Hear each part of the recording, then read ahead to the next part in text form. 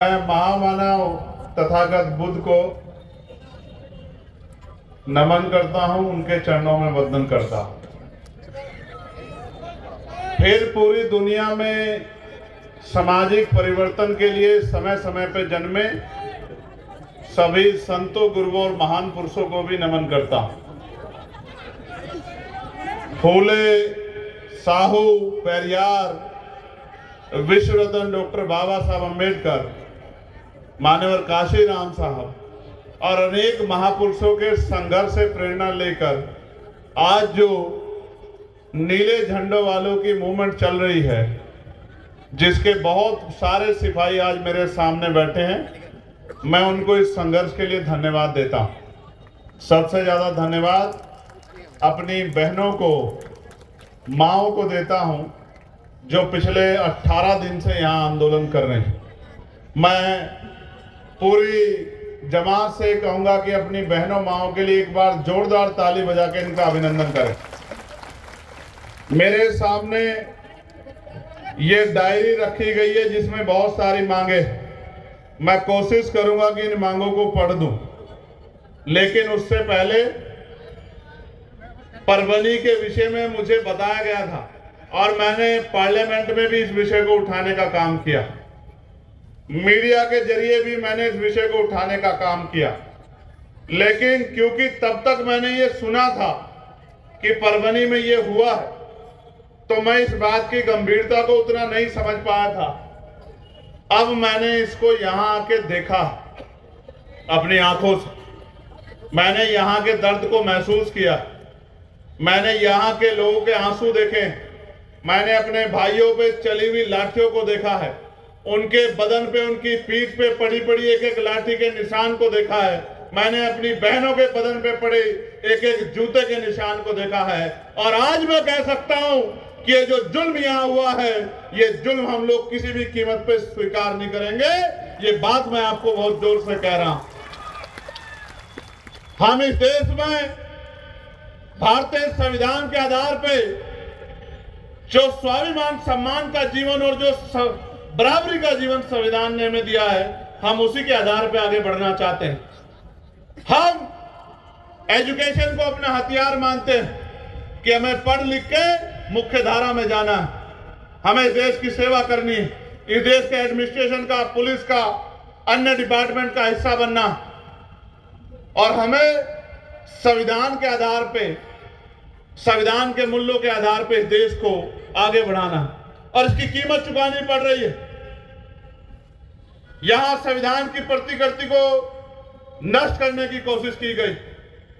यह ऐसा नहीं था जो बताया जा रहा है कि कोई मानसिक रूप से विकलांग व्यक्ति आके कर देता है, ऐसा नहीं था। आप दिल्ली में बैठ के सुनोगे तो आपको लगेगा कि ऐसा ही हुआ था, लेकिन अगर आप यहां आके देखोगे तो आपको पता लगेगा कि वो यहां, वहां से यहां ऐसे नहीं आया। एक आंदोलन में, एक मोर्चे में उसको लाया गया था। यह सोची समझी साजिश है, और इस साजिश के पीछे बहुत सारे लोग हैं। क्योंकि महाराष्ट्र के चुनाव पे सवाल खड़ा हो रहा था, महाराष्ट्र में ईवीएम पे सवाल खड़ा हो रहा था, महाराष्ट्र के चुनाव पे जो फैसला आया उस पे सवाल खड़ा हो रहा था। और मैं मानता हूं जब जब भी सवाल खड़ा होता है, उस सवाल से ध्यान बटाने के लिए कुछ ना कुछ किया जाता। मुझे हमारे साथी द्वारा बताया गया कि यहां पहले भी 19वीं सदी में भी एक घटना हुई, और फिर 2000 के आसपास भी मुस्लिम भाइयों के साथ एक घटना हुई।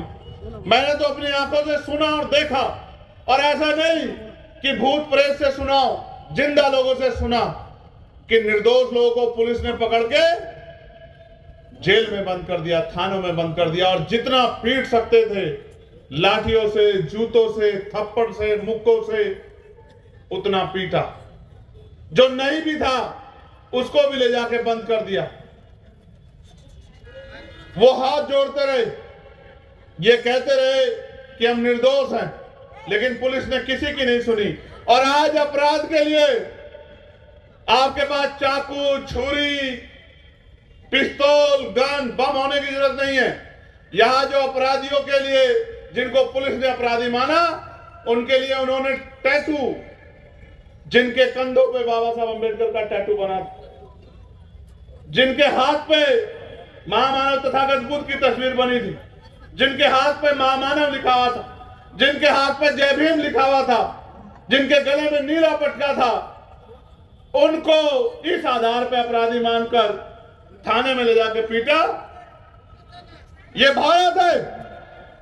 यहां बाबा साहब अम्बेडकर का हाथ पे स्टैचू बनाने वाला संविधान से प्यार करने वाला होता, आतंकवादी नहीं होता।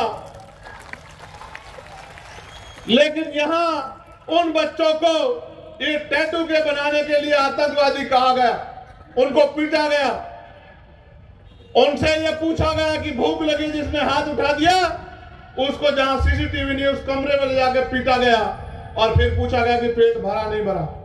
यहां जुल्म नहीं हुआ, यहां जुल्म से बढ़कर हमें तोड़ने के लिए, हमें रोकने के लिए, हमारी हिम्मत को कमजोर करने के लिए सारे षड्यंत्र किए गए।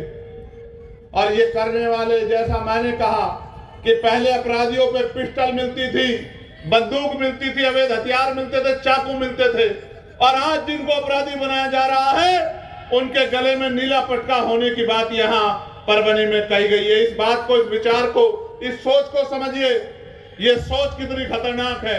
अगर नीला पटका पहनने वाला, बाबा साहब का स्टैचू बनाने वाला, पूरी दुनिया को अहिंसा का रास्ता, प्रेम का रास्ता, बुद्ध के रूप में दिखाने वाले का अगर स्टैचू बनाना अपराध है, तो यहाँ बैठे ये लाखों लोग अपराधी हैं, क्योंकि इनके दिल में बाबा साहब अम्बेडकर है, इनके दिमाग में बाबा साहब अम्बेडकर है, इनकी जबान पे बुद्ध है और इनके खून में संविधान। सम्मानित मेरी माओ बहनों, बुजुर्गों, नौजवान साथियों, बाबा साहब ने कहा था कि मुझे मेरे जाने के बाद मरा हुआ मत समझना, जब तक संविधान जिंदा है मैं जिंदा हूं। इसलिए हम लोग संविधान से प्यार करते हैं, हम संविधान में बाबा साहब को देखते हैं और हम ये मानते हैं कि जब तक संविधान है इस देश के हर धर्म जाति के व्यक्ति को आगे बढ़ने का अवसर मिलेगा, सम्मान का जीवन मिलेगा। लेकिन परभनी में ये नहीं हो रहा है। परभनी में हमारी हिम्मत को तोड़ा जा रहा है, परभनी में हमें चैलेंज किया जा रहा है। और मैं परभनी की धरती से महाराष्ट्र और पूरे देश के लोगों को कहना चाहता हूं कि आज परभनी पूरे देश की तरफ देख रहा है कि हमारी आवाज उठाने वाला कौन है, हमारे दुख में खड़े होने वाला कौन है, हमारे आंसू पूछने वाला कौन है, हमारी आवाज को मजबूत करने वाला कौन है। मुझे शर्म आती है यहाँ के विपक्ष के नेताओं पे।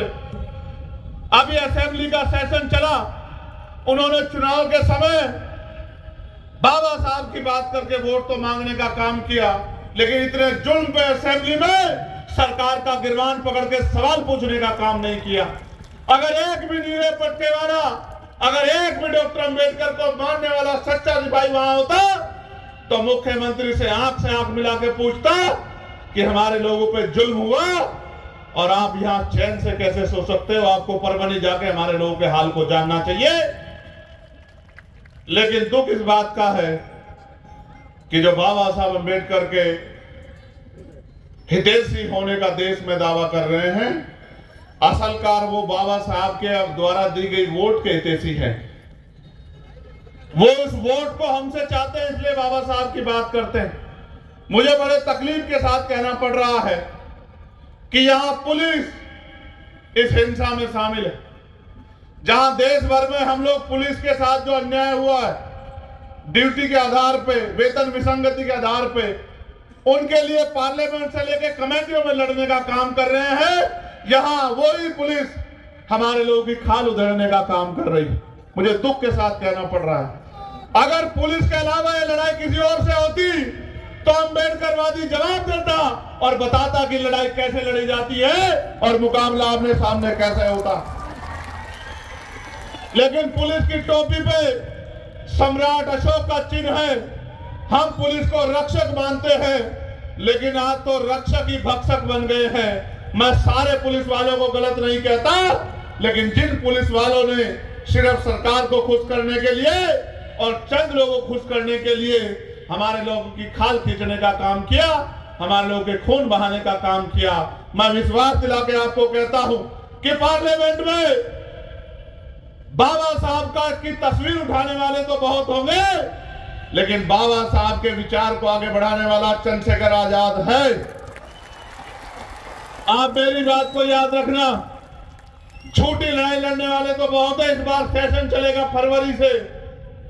एड़ी चोटी का जोर लगा के हम सरकार से सवाल पूछेंगे कि परभनी पे जो हमारे लोगों पे जुल्म हुआ, उस जुल्म को करने वाले अधिकारी कर्मचारियों पे सरकार ने क्या कार्रवाई करने का काम किया। और आप चिंता मत करो, जब असेंबली का सेशन आएगा, मैं चंद्रशेखर आजाद आपसे वादा करता हूं कि अगर मैं जीवित रहा तो उस असेंबली के बाहर बैठ के धरना देने का काम करूंगा कि अंदर बैठे लोगों का जमीर जागने का काम कर। ये लड़ाई ऐसे नहीं लड़ी जाएगी। ये मेरी बहन बेटी है, मेरे पास जवाब नहीं है। जिस तरह उसको पीटा गया, सार्वजनिक तौर पे लाठियां मारी गई, उसके बदन पे कोई ऐसी जगह नहीं है जहां जूतों से कुचला ना गया। और कहने में दुख होता है, ये क्राइम है कि किसी महिला को जेंट्स पुरुष पुलिसकर्मी मारपीट करे। क्या बहादुरी दिखाते हो साहब, क्या बहादुरी दिखाते हो यार। मैंने एक पुलिस के साहब से पूछा, मेरे साथ थे, कि सोचो ये आपकी बहन होती तो क्या बीतती आपके मन पे। आप तो अपना रिवॉल्वर निकाल लेते कि मेरी बहन को क्यों पीट दिया। क्या सिर्फ अपनी बहन बहन होती है, दूसरे की बहन बहन नहीं होती है क्या? क्या बहादुरी दिखाते हो साहब। चिंता मत करो, तुमसे भी हिसाब करेंगे, मेरी बात को याद रखना। आपको याद है ना भीमा कोरेगांव, याद है या नहीं याद है? तब राजतंत्र था, तब आत्मसम्मान की लड़ाई राजतंत्र के हिसाब से लड़ी गई। अब लोकशाही है, संविधान है, अब आत्मसम्मान की लड़ाई कलम के आधार पर लड़ी जाएगी, मेरी बात को याद रखना। हमने एसपी से बात की और उनसे कहा कि मुकदमे गुनाह दाखिल करो, जिन पुलिसकर्मियों ने मारा उनके खिलाफ गुनाह दाखिल करो, जांच करो। और जिसने गलत काम किया, क्राइम किया, यह भी क्राइम है कि आपने जिसको अरेस्ट किया 24 घंटे के अंदर उसके परिवार को सूचना नहीं दी। यह भी क्राइम है कि आपने पुलिस कस्टडी में सोमनाथ सूर्यवंशी को पीट पीट कर मार दिया। यह भी क्राइम है कि आपने जाति पूछ के, धर्म पूछ के कार्रवाई की। और यह भी क्राइम है कि आपने अपनी शक्ति का दुरुपयोग किया। लेकिन याद रखना कि कोई कानून से बड़ा नहीं। जिस दिन कानून का डंडा चलेगा, अच्छे अच्छे की गर्मी निकल जाएगी, मेरी बात को आप यहाँ परवरी में खड़े होकर कह रहा हूं, याद रखना। मैं आपको विश्वास दिलाता हूं, मैं चंद्रशेखर आजाद परभनी के इस ऐतिहासिक धरती पे आपसे वादा करके कहता हूं कि हम एड़ी चोटी का जोर लगा देंगे, लेकिन इन आरोपी पुलिसकर्मियों को जिन्होंने ये गुनाह किया है, उनको चैन की नींद सोने नहीं देंगे। इनके मसीहाओं को कहना कि बचा ले, इनके जो पावर में बैठे लोग हैं उनसे कहना बचा ले। हम देखेंगे कि संविधान बड़ा है या इनके वो निकम्मे नेता बड़ा है, हम देखने का काम करेंगे। अभी इन्होंने हमारी शक्ति नहीं देखी है। हमने 2 अप्रैल जैसे आंदोलन भी किए, हमने दिल्ली में बड़ी बड़ी सरकारों को हिलाने का काम भी किया है। लेकिन अगर महाराष्ट्र में हमारे लोगों पे हिंसा होती है तो इस चिंतन का सवाल का प्रश्न है। हमें चिंतन करना चाहिए कि हम 18 दिन से यहां क्यों बैठे, क्या हम खाली हैं? चुनाव में तो हमारी वोट के लेने के लिए सारी पार्टी, बीजेपी, कांग्रेस, शिवसेना, तमाम पार्टी आ जाती है। और चुनाव के बाद 19 दिन तक हमारे आंसू इन पार्टियों को दिखाई नहीं दिए क्या? हमें समझना पड़ेगा कि नीला झंडा उठाकर तो कोई भी आ जाएगा, लेकिन नीले झंडे के विचार को लेके डॉक्टर बाबा साहब अंबेडकर के सच्चे सिपाही चल सकते हैं। हमें समझना पड़ेगा। अगर हमने शक्ति बनाई होती, किसी की मां ने दूध नहीं पिलाया था कि वो हमारी बहन को पीटने का काम कर देते। मेरा मन रो रहा है, मैं नहीं बता सकता कि उसके जख्म देख के मेरे दिल पे क्या बीत रही। मैं नहीं बता सकता जब हमारी जच्चा बहनों को पीटा गया बाथरूम में घुस घुस के, मेरे मन पे क्या बीत रही है, मैं नहीं बता सकता। और ऐसा नहीं कि एडमिनिस्ट्रेशन और पुलिस हमारी शक्ति से वाकिफ ना, वो हमारी शक्ति से वाकिफ है। हमने कोशिश की है कि ये हमारी बात को मान जाए, लेकिन क्योंकि यहाँ का मंच बड़ा है, यहाँ जो संघर्ष कर रहे हैं वो लोग बड़े, हम लोग तो सिपाही है, छोटे से आपके वर्कर है। उन्होंने तय कर लिया है कि अगर 16 तारीख तक गुनाह दाखिल नहीं हुए तो 17 तारीख को यहां से और मंत्रालय तक, मुंबई तक पैदल मार्च होगा। ये उन्होंने तय कर लिया।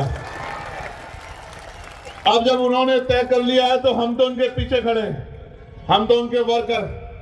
मैं यहां बैठूं या आपके बीच में बैठूं या वहां खड़ा हूं या किसी कोने में दूर खड़े होकर सुन रहा हूं, सबके मन में दर्द है कि ये जुल्म हम पे नहीं होना चाहिए। ये भी एक कड़वा सच है, जान लो कि हमारे लोग संविधान के आधार पे काम करते हैं, कानून को हाथ में नहीं लेते। इक्का दुक्के बच्चे को छोड़ के आप ये भी जानते हैं वो लोग कौन हैं जिन्होंने 11 तारीख को हिंसा की। वो इन्हीं राजनीतिक दलों, इन्हीं सरकार के लोगों और इन्हीं पुलिस के कर्मचारियों के सहयोगी हैं जिन्होंने मुंह लपेट लपेट के, मुंह छिपा छिपा के यहां हिंसा करने का काम किया और जिसका खामियाजा मेरा भोला भाला समाज भुगत रहा है। इसकी जांच होनी चाहिए। इसके लिए कई मांगे लिखी गई हैं कि जो संविधान शिल्प की तोड़फोड़ करने वाले हैं उनका पोलोग्राफी और नार्को टेस्ट होना चाहिए, जो ये पता लगे कि सच में पागल है या पागल बनाकर इस पूरी घटना को अंजाम दिया गया है। साथ साथ ज्येष्ठ नेता विजय साहब के बारे में मैं क्या कहूं, आप मुझसे बेहतर जानते। 40 साल से उन्होंने यहां सेवा की। उनको ऐसा सदमा लगा कि वो हमारे बीच से चले गए। उनका नाम FIR में सबसे ऊपर रखा।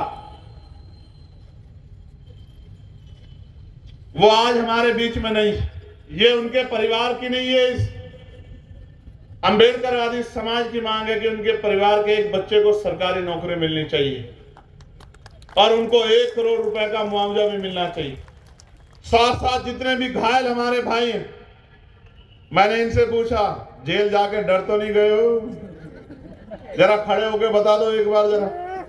टूटे हुए हाथों से, टूटे हुए पैरों से बताओ, डर तो नहीं गए हो? आगे जेल जाना पड़ा, घबराओगे तो नहीं? क्या संविधान के सम्मान में आगे लड़ने के लिए तैयार हो? क्या तुम्हारी हिम्मत कमजोर तो नहीं पड़ी? क्या बाबा साहब के सच्चे सिपाही मजबूत हो गए, नहीं हो गए? बैठ जाओ, महसूस करो कि इन्होंने हमें क्या दिया। इन्होंने सोचा तो ये था कि ये डर के घर में छिप जाएंगे। इनको ये नहीं पता था कि इनके द्वारा जितनी लाठियां हमारी पीठों पे पड़ेगी, हम उतने ताकतवर होके इस जुल्म के खिलाफ इनकलाब करेंगे, इस जुल्म के खिलाफ लड़ने का काम करेंगे। तो बहुत सारी मांगे हैं कि कॉम्बिंग ऑपरेशन के दरमियान जिन जिन आंदोलन और परिवार को पुलिस द्वारा बेरहमी से पीटा गया, उनके ऊपर, उन अधिकारियों के ऊपर एट्रोसिटी एक्ट में गुनाह दाखिल हो। RSS और उनके उप संगठनों अभिनव भारत, श्री प्रतिष्ठान, सनातन प्रभात, बजरंग दल, विश्व हिंदू परिषद, इन पर कायम स्वरूपी बैन किया जाए। अब इस देश में सरदार पटेल नहीं है कि इन पे बैन किया जाए, हमें सरदार पटेल बनाना पड़ेगा। बैन अपने आप लग जाएगा, मेरी बात को आप याद रखना। जिन जिन अंबेडकरवादी आंदोलनकर्ता को जख्मी किया गया है, जिनके साथ मारपीट की गई है, उनका पुनर्वसन किया जाए। इस आंदोलन में छात्रों आंदोलन पे जो झूठे मुकदमे दर्ज किए गए वो वापस दिए जाएं। मेरी सुनो, ये मांगे तो इसलिए करनी पड़ रही है कि हम पे यहां ताकत नहीं। ये संदेश के तौर पे भी कह रहा हूं, बाबा साहब के को मानते हो नहीं मानते हो? जरा हाथ उठा के बता दो जो जो लोग बाबा साहब को मानते हैं। डॉक्टर बाबासाहेब आंबेडकरांचा दोन्ही हातात वर ठेवा. ये बताओ, बाबा साहब को तो मानते हो, बाबा साहब की मानते हो नहीं मानते हो? तो एक बात पे गौर कर लो, आखिरी में जाते हुए कह रहा हूं, मेरी फ्लाइट अगर ना होती तो मैं 2 घंटे भाषण देता. आपको जानते हो नहीं जानते हो? मैं पार्लियामेंट में लड़ता रहता हूं, नहीं लड़ता रहता हूं कि मेरे को बोलना है. चाहे दीक्षा भूमि का मामला हो, चाहे चैत्य भूमि का मामला हो, चाहे दादर रेलवे स्टेशन का नाम डॉक्टर बाबा साहब अम्बेडकर के नाम पे हो, चाहे परभनी का मामला हो, बीड़ का मामला हो, सारे मामलों पे मैंने आवाज उठाने का काम किया. ये मेरी जिम्मेदारी है, क्योंकि मेरे रगों में वही खून दौड़ता है जो आपके रगों में दौड़ता है. हम बाबा साहब अम्बेडकर के सिपाही. लेकिन मैं आपको पूछना चाहता हूं, बाबा साहब ने तो ये भी कहा था कि राजनीति में हिस्सेदारी नहीं करोगे तो सबसे बड़ा दंड ये होगा कि अयोग्य लोग आपके ऊपर शासन करेंगे. जिन लोगों पे संविधान का एबीसीडी की जानकारी जिन लोगों को नहीं है, वो राजकाज में बैठे हैं, और जो संविधान को मानने वाले हैं वो 18 दिन से सड़क पे बैठे. चिंतन करो कहां गलती हो रही. फिर बाबा साहब ने यह भी कहा कि political power is the master की. सुना है नहीं सुना है? जोर से बताओ, सुना है नहीं सुना है? Political power is the master की. सुना है? उससे आगे वाली लाइन भी सुनिए नहीं सुनिए? इट इज द मास्टर की by which you can open each and every door of your progress.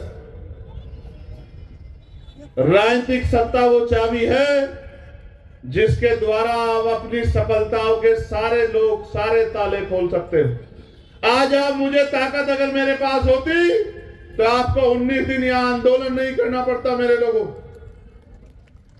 आपको काम छोड़ के नहीं बैठना पड़ता. अगर एक एमएलए भी होता हमारा तो मुख्यमंत्री से आंख मिला के पूछता कि इस जुर्म को करने वाले खुलेआम कैसे घूम रहे, उनको अधिकारियों पे कार्रवाई क्यों नहीं हुई? अब तक नहीं हुई. लेकिन कोई बात नहीं, आगे के लिए तैयार हो जाओ. चाहे मेरे रूप में हो या हमारे नीले झंडे वाले दूसरे यहाँ नेता उनके रूप में अपनी ताकत बना लो. मेरे लोगों को यहाँ जिंदा रहना है. मेरी बात को इशारों में समझ जाओ. आप पे ताकत नहीं बनेगी तो आपकी आवाज नहीं होगी. और जिन कहते हैं ना, जिनका दल नहीं होता उन पे बल नहीं होता, और जिन पे बल नहीं होता उनकी समस्याओं का हल नहीं होता. जिनके पास नेता नहीं होता उनका कुछ नहीं होता. अगर आज आपके पास ताकत होती तो किसी की हिम्मत ही नहीं होती कि हमारी बहनों की तरफ कोई डंडा उठा देता. अगर कि बहनों के सम्मान में कुछ उठता तो सैल्यूट करने के लिए उनका हाथ उठता जिन्होंने यहाँ डंडा उठाया है. लेकिन वो दिन भी आएगा, मेरी बात को याद रखना. और मैं कहता हूं, आंसू मत बहाना. डॉक्टर बाबा साहब अम्बेडकर के बच्चों, आंसू मत बहाना, क्योंकि आंसू बहा के आपके जख्म कुछ दिनों में सूख जाएंगे और आंसू बहा के पीड़ा निकल जाएगी. इस पीड़ा को संभाल के रखना. ये पीड़ा आपको शक्ति देगी. मैं पुलिस को भी, ये एडमिनिस्ट्रेशन को भी कहना चाहता हूं, मुकदमों से नहीं डरते भाई, हम जेल से नहीं डरते. एक बार गूगल पे सर्च कर लेना, 16 महीने जेल काटी हमने. 16 महीने, और उफ तक नहीं कहा, उफ तक. 2 बार दिल्ली की तिहाड़ काटी है. एक बार में 250 लाठियां खाई है. और लाठी और जेल क्या बेचती है, हमने गोलियां खाई है मेरे भाई.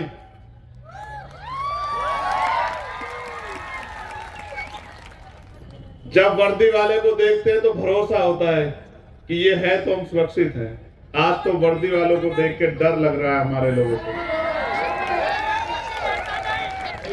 क्या होना चाहिए था और आपने क्या बना दिया मेरे भाइयों. महसूस करके देखो, कल ये भी पढ़ लिख के आगे बढ़ेंगे. कल ये भी IAS IPS बनेंगे, डॉक्टर इंजीनियर बनेंगे, और इसी गुस्से को लेके आगे बढ़ गए और कहीं आपको याद रख लिया।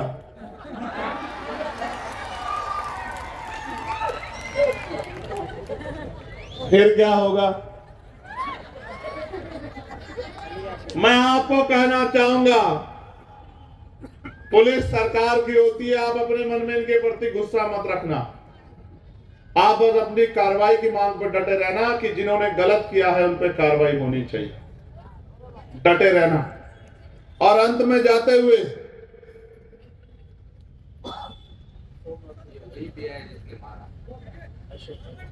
अशोक गवर्नमेंट यहाँ है क्या साहब?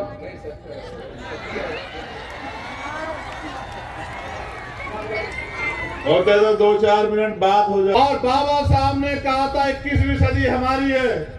आज तो हर आदमी पार्लियामेंट से लेके दिल्ली से लेके यहाँ तक जय भीम बाबा साहब बोल रहा है।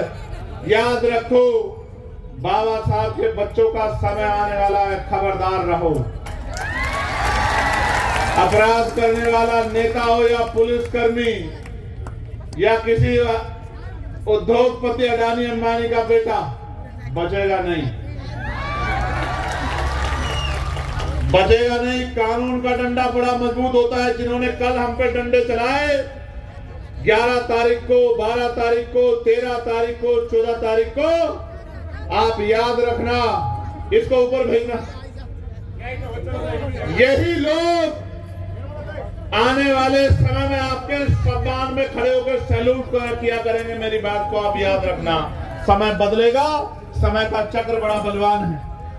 जब मैं आज इससे मिला, ये हमारी ताई, तो उसने ये गुड़िया उसकी चुन्नी को फाड़ के ये मेरे हाथ में बांध दी और रोते मुझसे क्या कहा मुझसे कि सारी बहनों की रक्षा करना, रक्षा करने के लिए मैं इन धागों का मोहताज नहीं हूं। भारतीय संविधान और मेरे नेता डॉक्टर बाबा साहब अम्बेडकर ने, माननीय काशीराम साहब ने मुझे सिखाया है कि महिलाओं का सम्मान सबसे पहले है, उनकी रक्षा, उनकी सुरक्षा और उनकी तरक्की सबसे पहले है। मैं अपनी बहन को वादा करके कहता हूं, सब कुछ भूल सकता हूं, अपने ऊपर पड़ी लाठियों को भूल सकता हूं, लेकिन अपनी बहन के ऊपर पड़ी लाठियों को नहीं भूल सकता। मेरी बात को याद रखना। किसी का नुकसान नहीं करना चाहते, मगर ये कहना चाहते हैं कि अपराध करने वाला, क्राइम करने वाला कोई भी हो, बचेगा नहीं। दिन गिनो और खैर मनाओ। चिट्ठी पत्र लिखो, SMS करो अपने रहनुमाओं को कि बचाओ बचाओ। अब मुकाबला इस बार नीले झंडे वालों से हुआ है और झंडा और डंडा दोनों बहुत मजबूत है, घर तक ले जाकर छोड़ेंगे। मेरी बात को याद रखना। सुनो, मैं झूठ नहीं बोलता। 17 तारीख को शुरू कर लो और जैसे ही मेरी कमेटी मीटिंग खत्म हो जाएगी, क्योंकि 17वीं समाज के 250 लोग जेल में है छत्तीसगढ़ में, घर नहीं जाऊंगा, सीधा आपके बीच में आऊंगा, पैदल मार्च में रहूंगा। और अगर जान भी चली जाएगी तो मेरी लाश वापस लौटेगी, वैसे नहीं जाऊंगा अपने लोगों को न्याय दिलाने बगैर। याद रखना मेरी बात को, बस डटे रहना। रावण कभी मरता नहीं। क्या नाम का नाम बताओ?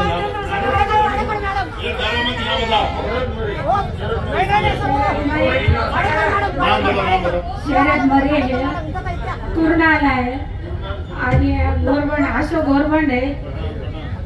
इथं जे या काय गाडेकर मॅडम आहेत, या कोण आहे, तर या पण होत्या आणि यायला पण सगळं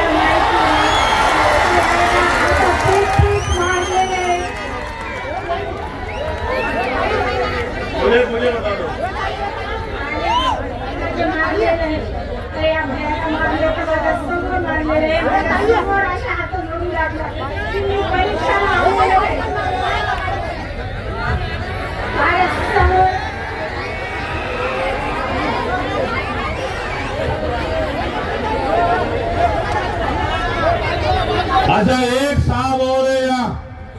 मैं मराठी ज्यादा नहीं समझता, थोड़ी सी समझता हूँ।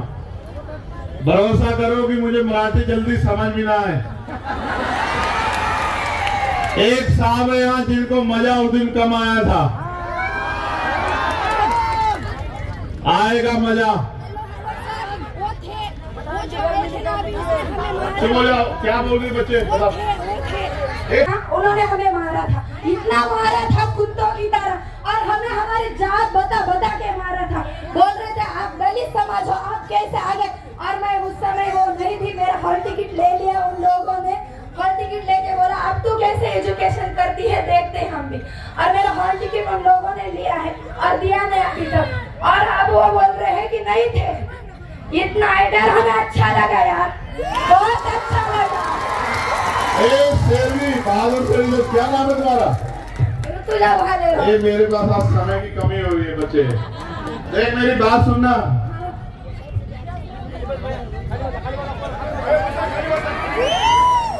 इस गुस्से को पालना सीखो, इस गुस्से को पालना सीखो।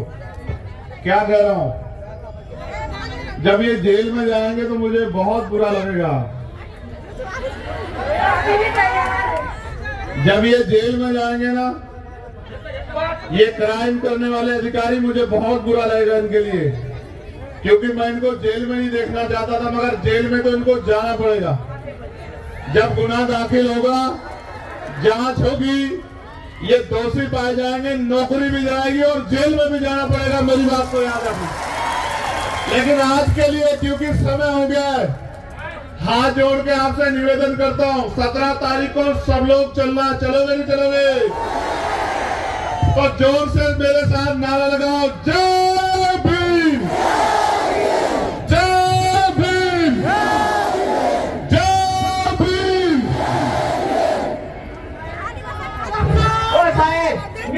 डॉक्टर बाबा साहब अम्बेडकरांच्या, डॉक्टर बाबा साहब अम्बेडकरांच्या। और परवनी में बैठे, मोर्चे बैठे हमारी माँ बहनों के लिए भी एक बार जोरदार नारा लगा दो।